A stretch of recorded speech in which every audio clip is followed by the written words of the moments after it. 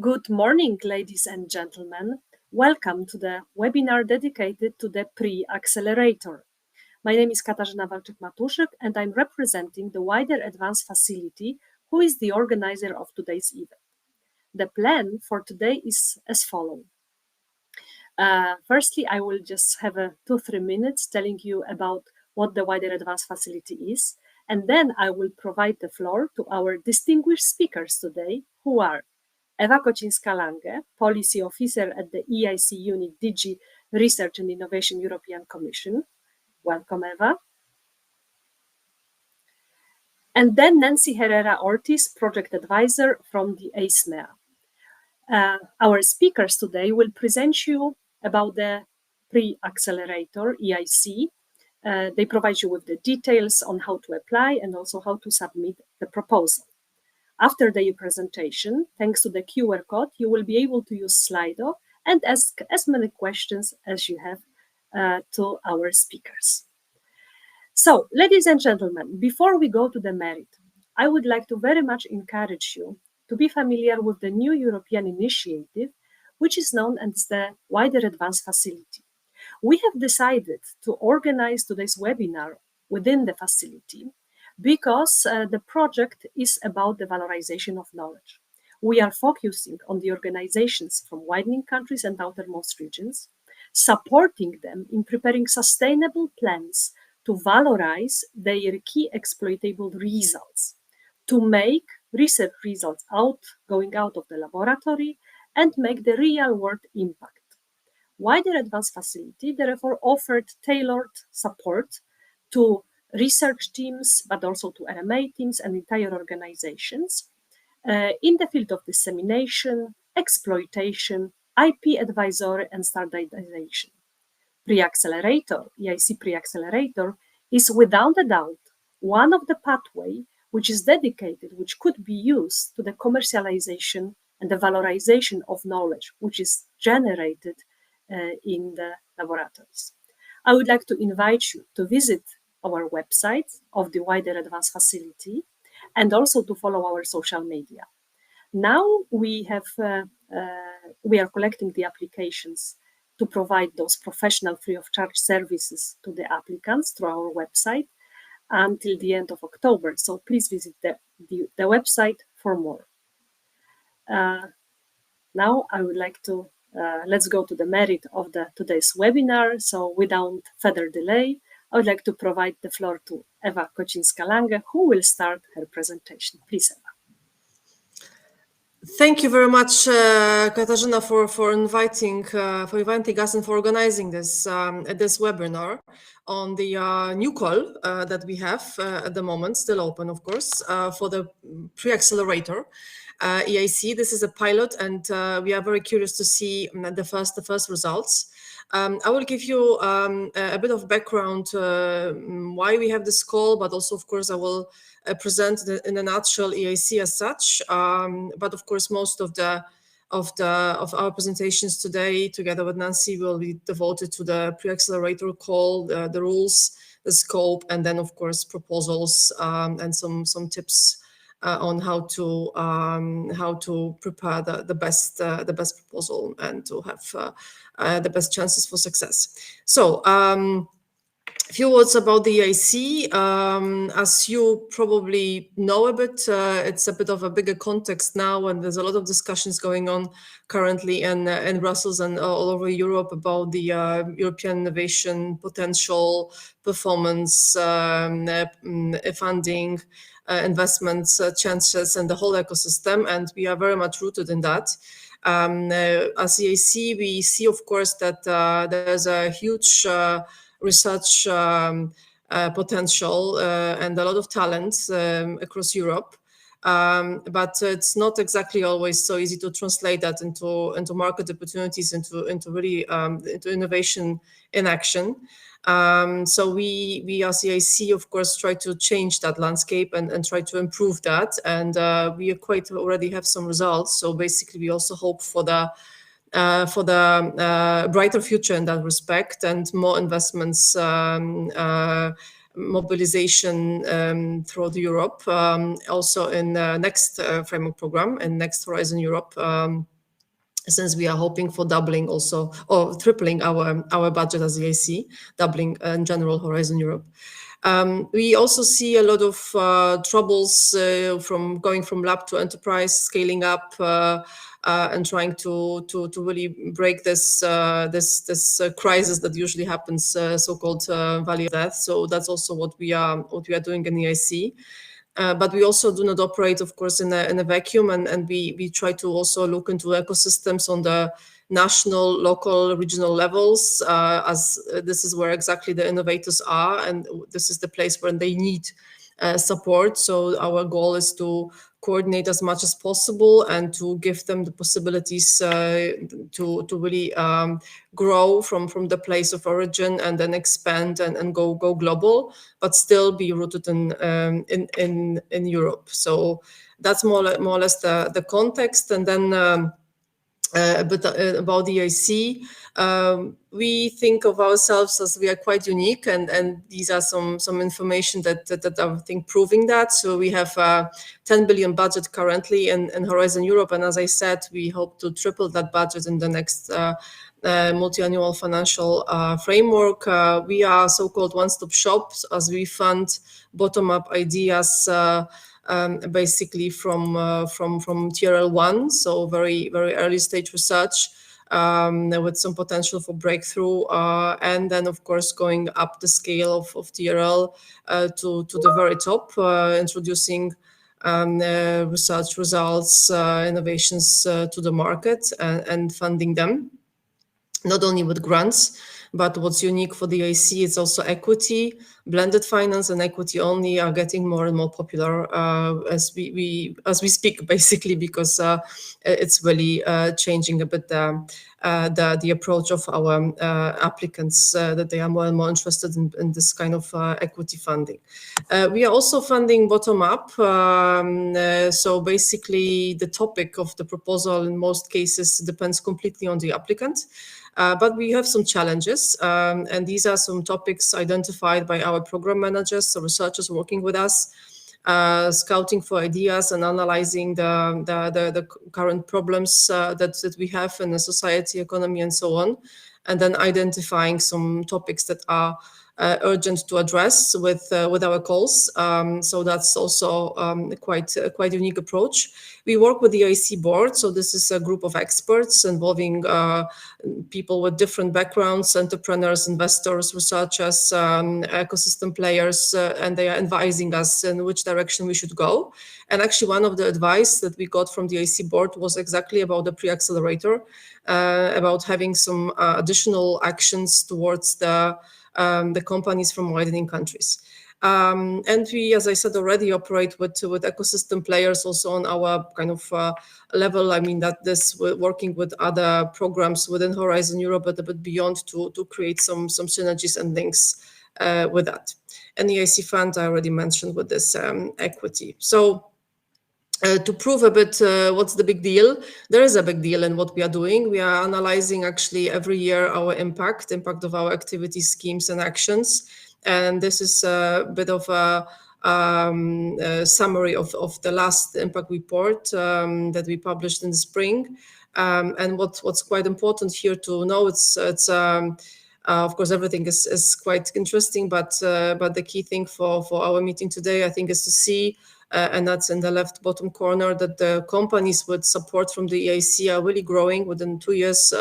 Usually they grow by 50% as it comes to employment and 55% as it comes to revenue. So it's really making a key milestone for their development and giving them chances to really grow. And we want to expand that possibilities also for the companies from the widening region. This is a bit of an innovation journey, so to say, that we have. Will not go into details of all those actions. It's just for you to see that in the middle there is a EIC Pre-Accelerator now. So it also a bit of shows a bit of approach that we have with this call to give basically easier access to the EIC Accelerator regular call for the companies from the widening countries. And we really hope that it will act as this facilitator, and we will see the impact of this action. So now let's jump into the main topic of our meeting today. We have a call currently open still until 18th of November, and proposal is not that complicated, so we think it's still enough time to prepare it. I can already tell you that there's another call planned in 2027, quite similar. Yeah, we don't have a call in 2026 since, as I mentioned already, this one, the current one, is a pilot. So we would like to still see some of the results and maybe introduce still some changes if necessary. And that would not be possible for 26 because we need to wait for the results of this call. That's why the next call is 2027. But there is this in the pipeline, so already confirmed. So yeah, that's a bit of a forecast for the future. This call has 20 million as a budget, so we hope to fund more or less 50 projects. It's important to understand that this call is directed only to early stage deep tech startups in widening countries. So that's the key thing. And those startups must have this ambition to scale up and to work on the technology that it's not yet ready for the EIC Accelerator regular call. What we mean by this call is actually we want to address some challenges that we see that the companies from widening countries are facing, because we analyzed a bit of data from the regular EIC Accelerator calls. And quite often we noticed that the companies from the widening countries were not that successful because the technology was not yet mature enough for the EIC Accelerator. And you need to have TRL 6 in order to be eligible, so to say, for the EIC Accelerator. So this call, this Pre-Accelerator, is exactly addressing this problem. So giving a bit of time and money, of course, to companies to work still on the technology to advance it to the level that it's needed for the EIC Accelerator. So basically, you can apply when your technology is at TRL 4, and you think that you're able to progress within more or less 2 years to TRL 6 with this specific support under EIC Pre-Accelerator. So that's more or less the philosophy behind that call. So we want to address with this call the investor and market readiness. So it's not only about the technology; it's also about getting ready for investments. With this call and doing whatever possible, some additional analysis that are addressing also this aspect. And what's really important is to understand that you need to know yourself as an applicant, as a company, that what kind of technology is your technology. So what I mean by that, in order to apply to EIC Pre-Accelerator, you need to propose a deep tech solution that you are working on. And so it means basically that it has to be rooted in science. It has to come from some discoveries done before. It has to be really something new, and something that could really change a bit the current landscape and some kind propose some transformative solutions to the market at the end. So basically, that's quite important. There's no other limitation, so to say, as it comes to scope. It can be really each and every domain, but it has to be rooted in science. So that's what's needed here. Then, as it comes to some more details, as we think about scope of the call, so as I already mentioned, we need some ambitious companies that are really committed to scale up and to look for some new markets and new opportunities, and that they have this technology that they are working on, a product or whatever, validated in the lab already. They need to have IPR to ensure freedom freedom to operate, but it's not necessary at this stage of the proposal to have a freedom to operate analysis ready. But you need to explain in the proposal that you really are the owner, and you can process with this, and you can progress then further to the market. And exactly, we need this vision. So we need to see that really there is a hope, there is a chance, there is really like kind of a concrete plan even to get to the market in a specific time, and also to be able to attract funding that is including also private investments. So as I already mentioned, the ultimate goal here is to facilitate access for the widening companies to the EIC Accelerator regular call. So as it comes to outcomes of this EIC Pre-Accelerator project, we really would like to see companies ending those EIC Pre-Accelerator projects with the technology at the TRL 5 completed, which means that they are eligible then to apply to EIC Accelerator. And that, of course, that also whatever they produced in the project is also attractive to private investors, because EIC is investing with other investors. So it's necessary also to have this this opportunity if you really want to progress. So that's more or less the expected outcomes that we are hoping for. And also quite important, I think, we are planning to award Seal of Excellence to all projects that would be evaluated as a good ones, but due to limitations in our budget, we will not be able to fund them. So then we will award Seals of Excellence in order to allow access to national regional funding. If, of course, that kind of funding would be available at the regional or national level of a specific for the specific companies. So that's a bit the kind of outcome of the call, and a bit more specific conditions. So only single companies can apply, and by companies we mean small and medium-sized enterprises. That includes, of course, startups as well, established in the widening countries. So that's a must. The proposal template is built on the coordination sub-production, but it's very much adapted to the pre-accelerator. So if you know CSA from some other Horizon Europe calls, I would advise you to forget about that and really to check this one, because it's a very different CSA template to the standard one, since it follows a bit the philosophy, of course, of the pre-accelerator and the evaluation criteria that are there in the call text for the EIC pre-accelerator. So as I said, we are offering grants only as it comes to funding for pre-accelerator, maximum 2 years. But of course, if a company needs less time, we received already quite some questions on that. It's also possible, but we just need, of course, in the proposal some explanation and some kind of a pathway to achieve this expected outcome in a shorter time frame if needed. Then we will fund those projects with a grant of 300,000 up to 500,000 euros, and that would be 70% of the whole budget of the project. So basically, if your total budget, which is something, of course, we need to see 100% of the budget, would be 700,000. So let's say, for an example, then the funding from us would be 490,000.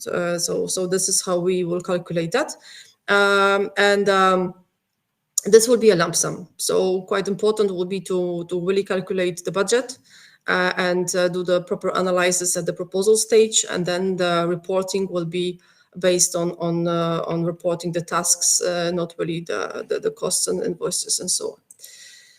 So I think I'm coming to an end of my part, just to also underline that in addition to the funding, we will also offer to all beneficiaries of the EIC Pre-Accelerator access to the EIC Business Acceleration Services, which is typical, of course, for all the EIC-backed companies and researchers as well. And that is to help them to also improve some investor readiness, to look for some customers, to participate in some maybe first all around the world, but also to have some mentoring or coaching if necessary. Fast track to the EIC Accelerator. That's something quite important. And by fast track, I mean exactly this. So I mean that the successful projects from the EIC Pre-Accelerator will be able to so-called jump into the step 2 of the EIC Accelerator regular call evaluation process. So skipping or the step 1. And in order to submit the proposal in step 2, you will also be already entitled to get 3 days of remote free coaching to fine-tune your proposal. And it's also quite important to know that we are significantly changing now and simplifying the step 2 from next year on, or maybe already actually from November this year. So it will be also a bit easier, I hope, for everybody. And then still a reminder of something I already mentioned, the seal of excellence, that is also quite important to remember while you preparing a proposal, to indicate that you are giving consent to us to share the data with potential programs that might fund your proposal, if not funded by us, but evaluated positively. So with that, I think I will pass the floor to Nancy to guide you a bit through the proposal template, and then of course we'll be happy to answer questions. Thank you. Hello, good morning. Can you hear me well? I hope it is the case. So I'm Nancy Herrera, and I work for ISMEA, which is the agency in charge of the implementation of the evaluation. So I will give you some practical details on the proposal template that you should fill to apply to the pre-accelerator. And in a second part, I will guide you through the evaluation criteria on the basis of which our external experts will evaluate your proposal. So first, as Eva also remind you, is that you should use the template, the proposal template that you will download from the submission system in the Funding and Tenders portal. So it's based on the standard CSA model, but is adjusted to the pre-accelerator criteria. So it's adapted also for a single beneficiary. So this is important. Only use the template that is to be downloaded from the submission system. And this template has 2 parts. So the part A, which is the administrative part with general information on the proposal about the title, the abstract of your proposal, details on the participant. Here you will also have to enter the amount that you are requesting, which is the 70% of your total budget. You have also the ethics questions, the security section, and the declarations. And there's also a part B in this submission system, which is a template with the core narrative part. And it's composed of 3 sections: the excellence, the impact, and the quality and efficiency of the implementation sections. These 3 sections mirror exactly the evaluation criteria. So your answers to the questions in those sections will help the evaluators to assess your proposal. There are also some additional annexes that you will find in the submission system that you have to complete. There's one that is mandatory, that is the lump sum budget table. And there are some optional ones. For example, if you have clinical trials, are also there's also a slot for an ethics document, in case only if you have serious ethics issues that you expect. So my next slide is about the part B, so the narrative part. So as explained also by Eva, applicants meeting all evaluation criteria thresholds but not selected for the funding will be awarded the Seal of Excellence. In practice, it is important that you complete the Seal of Excellence consent that you will find in the first page of Part B. This is to give us the authorization to share your details and your proposal with the NCP and national regional authorities in case there's a possible funding available. Another important point about the Part B is the number of pages, which is 22 pages altogether. The 22 pages are allowed by the template, and the rest will be blank for us. So it is in your best interest to comply with the template and do not insert any more information there because it will not be visible for the experts and for us. Please follow the instructions in this template of Part B with the narrative, delete the instructions after you have answered all the questions and describe your proposal, so you have enough place to describe all your technology. This Part B should also include a data management plan, which is mandatory, a plan for dissemination and exploitation, mandatory also. You can also put there all patent applications, which are optional, if in case you have them. Here you have to enter the work plan, the deliverables, the KPI and milestones, the risk and how you will mitigate this risk, the resources, and you will have also the additional mandatory lump sum table annex.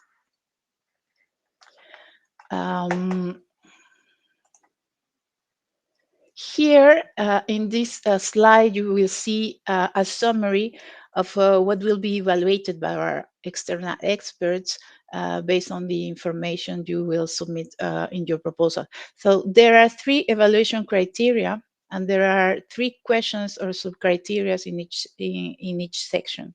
The excellence and impact criteria have a threshold of 4 from 5 to be successful, and the quality and implementation a threshold of 3 from 5.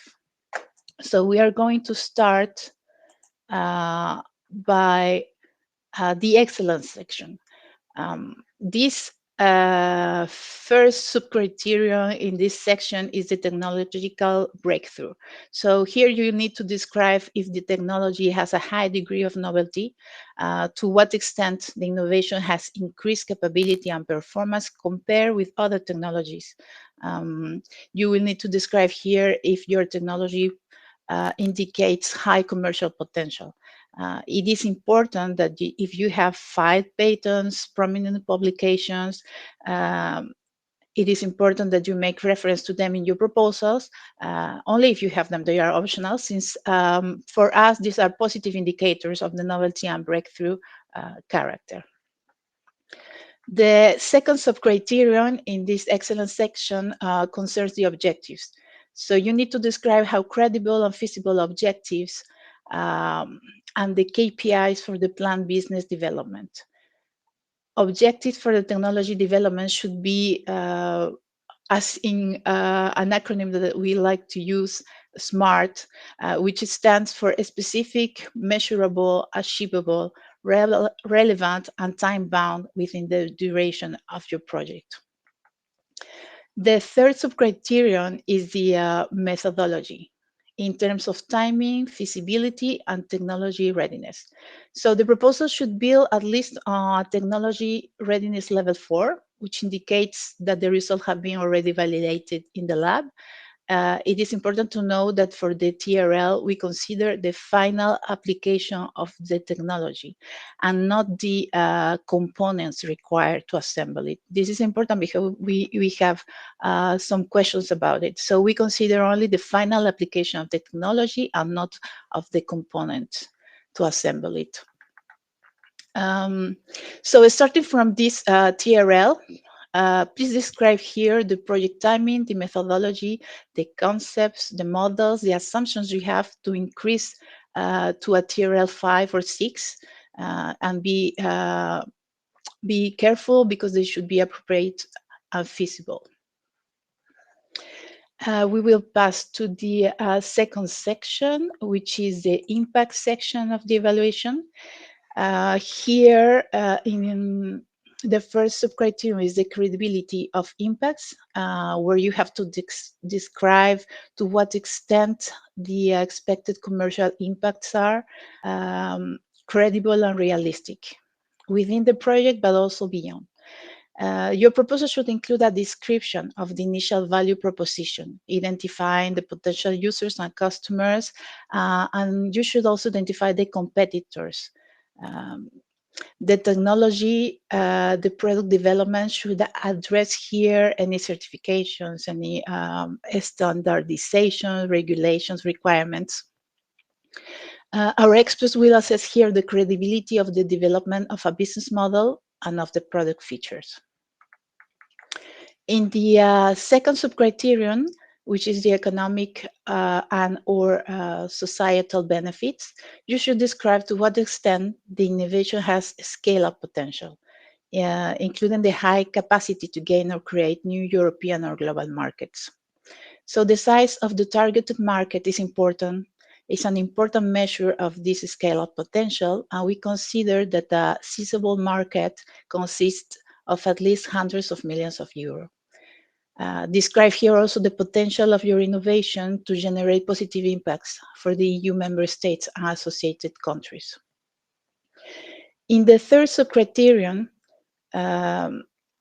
we would like to see the investment readiness and go-to-market strategy of your technology. So how the proposal can contribute to the investment readiness of the innovation, the intellectual property protection as the patent filing, the market validation, the involvement of potential customers. These are essential items contributing to the investment readiness, and we expect that you describe them in the proposal in this part. In addition, please describe here the go-to-market pathway or strategy. The third section of the evaluation is the quality and efficiency of the implementation. So here the first criterion concerns the capabilities and motivation of the team to move the innovation towards the market. So the team should fit in the pathway to market with its technical, its business competences, and if there's a skill missing, a business competence missing, you should describe plans to acquire it during the execution of the project. The second sub-criterion relates to how the action will be executed in terms of KPI and milestones. So KPI and milestones should be relevant to monitor the progress of your project, and the milestones should be timely and appropriate, and there should be a good balance between technological and business milestones. It is necessary to include the KPIs to measure the achievement of the milestones. So we ask you also here to identify our risk and the measures to mitigate them. The third sub-criterion of the implementation concerns the work plan and allocation of resources. So the allocation of resources to work package. This should be appropriate and effective to reach your objectives. And you should allocate an adequate amount of person months per work package. Here also the cost budgeted for equipment, for example, should be justified.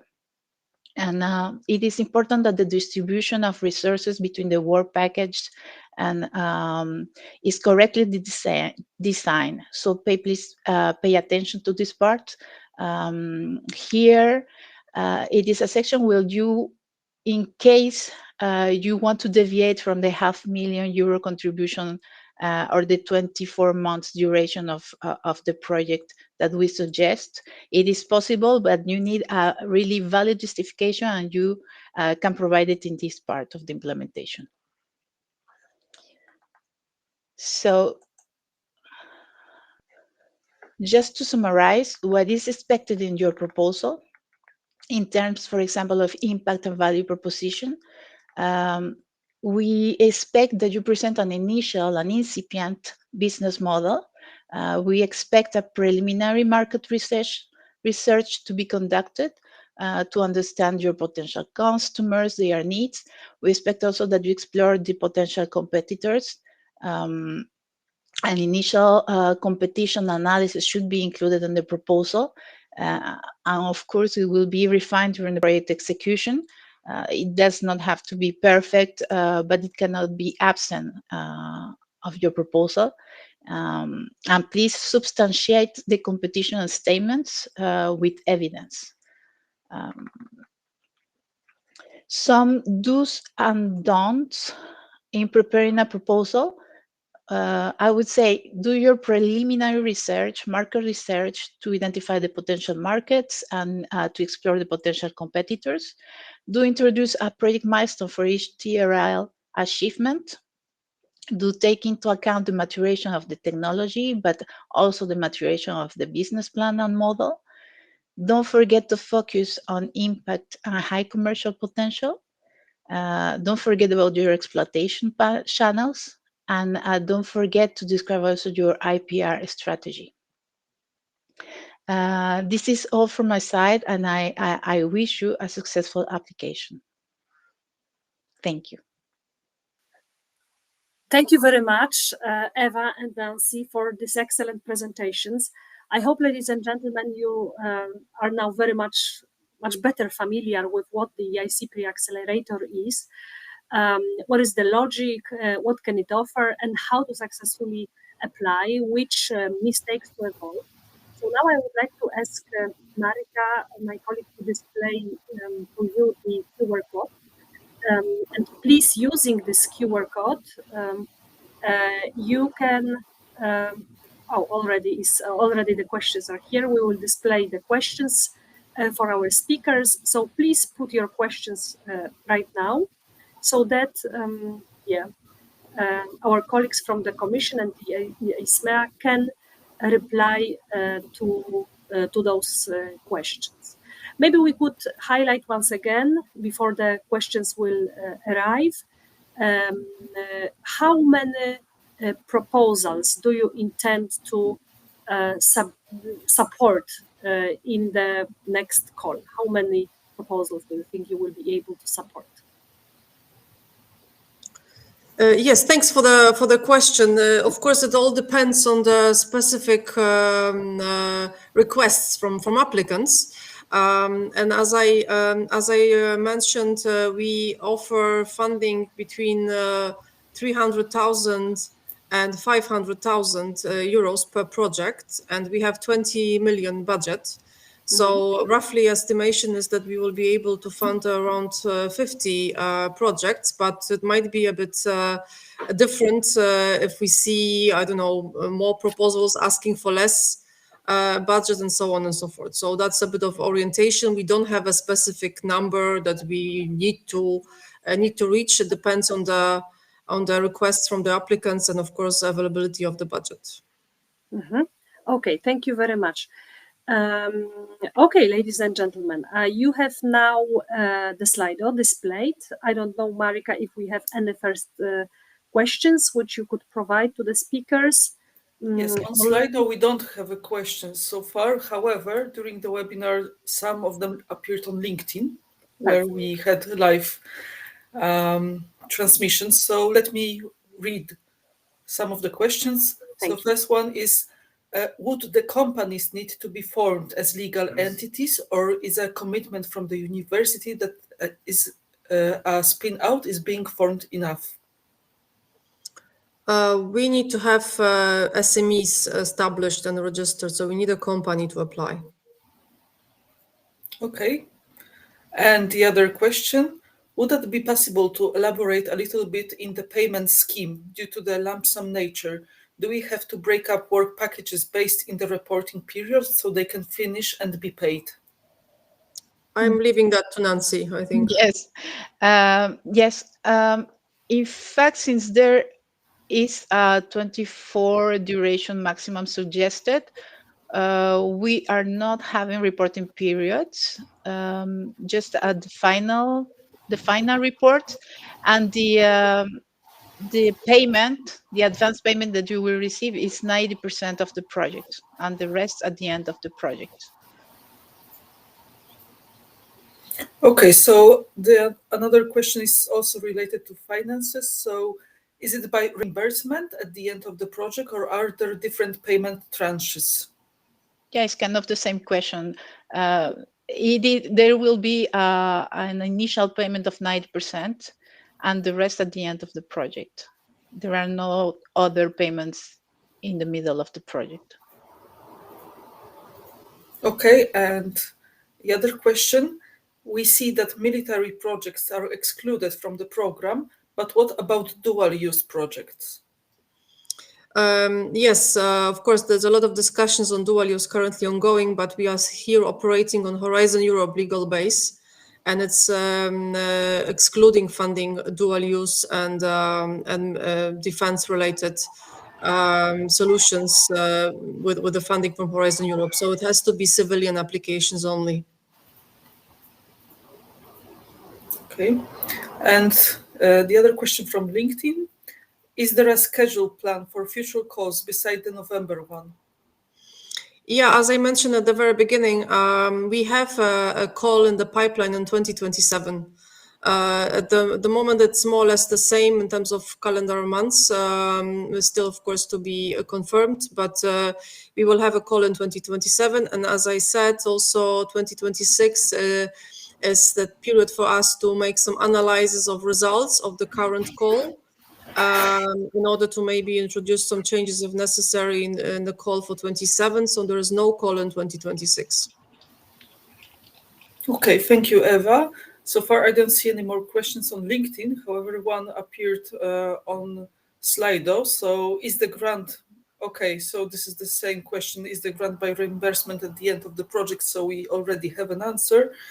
And the other question is that it seems that fixed assets acquisitions are not eligible, only the depreciations during the project implementation up to 2 years. Can you confirm?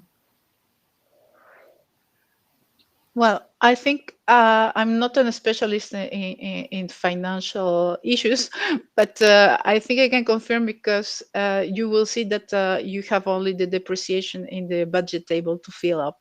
So I would say yes. Okay. And how long to hear back about result after submitting proposal? To hear back, so the evaluation will be taking place after the closing, which is in 18th of November. We expect that it will last for about 2 months, so December, January. You will hear from us the results. I think it will be in February, early February. Okay. 2026. Okay, so another question. If we win the pre-accelerator, will it be somehow taken into evaluation while later applying for EIC Accelerator? It will take into evaluation. It will give you access to the EIC Pre-Accelerator second step. But then you need to prepare another proposal, basically. It's more like a business plan nature for the EIC Accelerator second step, and this will be evaluated. And this is a different call. So it's just that the EIC Pre-Accelerator is about to help you with maturing your technology and preparing better proposal on the basis of that for the EIC Accelerator, but the evaluation in the EIC Accelerator is completely independent from the Pre-Accelerator. Okay, thank you. And another question. I would like you to clarify a bit the reporting system, technical financial reports during the implementation period of the project. Yes, clarify a bit. Okay, technically, for projects that are less than 24 months, we don't expect to make project reviews unless, well, it's at the discretion of the agency, which is implementing the project. So the progress of the projects with the project advisors and officers. But I would say no, there are not project reviews. So and it will be only a project final report at the end. Technically and financially, we will have the reports at the end of the project. Okay. Another question is, do we need to include financial projections in section 2.3, investment readiness, to showcase the commercialization potential of the business idea? Do you want to take it, Eva? Yeah, I was thinking of whether you take it. Well, we need to have some kind of vision for this progress I was explaining you at the beginning. So this ambitious of the companies to scale up and to be ready for investors. So it's not that strict as an EIC Accelerator, and you don't need to prepare so many details as in the EIC Accelerator. But of course, those kind of information will probably make a bit more solid background for the idea that you are working on. So you should always include as many details as you have, basically. Okay. Are there the usual 25% on overheads on personnel and consumables? There are the usual overheads, yeah. You will Okay. find this part in the budget table when you consult it. And will the same evaluators pool as in the EIC Accelerator evaluate Pre-Accelerator? It will be external experts that most of them have already experience in EIC transition, which has the same criteria, almost, not Pre-Accelerator. Maybe we could use some EIC Accelerator, but the basis of our pool of experts are from transition. Okay. And do you foresee an extension to the November deadline? No, not at the moment, no. Very unlikely. Is it only for SMEs, or can as well small mid-caps apply? Only SMEs. Okay. And I believe it's last question here on Slido. Is a company with a product at TRL 7.8 eligible to apply in order to add new models at TRL 4 to complement existing ones? I think it was explained by Nancy as well that we need proposals for the whole of technology. So the whole technology must be at the TRL 4 or 5 beginning to be eligible for Pre-Accelerator. So if it's already a 7 and 8 for part of it, then it's not eligible for the Pre-Accelerator. Okay, thank you. I'm checking right now on LinkedIn if I miss any question. There is one about lump sum, but we already clarified it. I believe we are clear with the questions. So there were plenty of those. So last chance for participants. Yeah, maybe from our side also, as Nancy already mentioned, I'm subscribing to that. So wish you all possible luck in this, and still enough time to prepare proposals. And as it comes to questions, you may check also our website, so EIC website, and we publish the frequently asked questions. So it's quite a long list of questions there. So if there is still something that will come to your mind later on, or you would like to double check some other information and you have some doubts after reading the call text, please consult the frequently asked questions, and most likely the answer will be there, of course. And if there is still something that it's not clear, then of course you can reach out to us as well via the organizers or directly. We are very open to answer whatever questions you might have. Thank you. Thank you very much. Thank you very much, Eva. Thank you very much, Nancy, for your presence today and for delivering the presentation and taking also on board that so many questions we had. I would like to thank as well Marika and Marta for preparation of the webinar, and last but not least to the audience for the presence and also being that active in asking the questions. The webinar is recorded. It will be available in our resources on the website of the WIDERAdvance facility, where you have registered to the webinar, so you can come back and watch it once again if something was unclear for you. And of course, also the presentations will be available to the people who registered to today's event. Once again, Eva, Nancy, thank you very much. And yeah, we wish you as well successful application to the EIC Pre-Accelerator. Thank you. Thank you very much. Thank you for the invitation.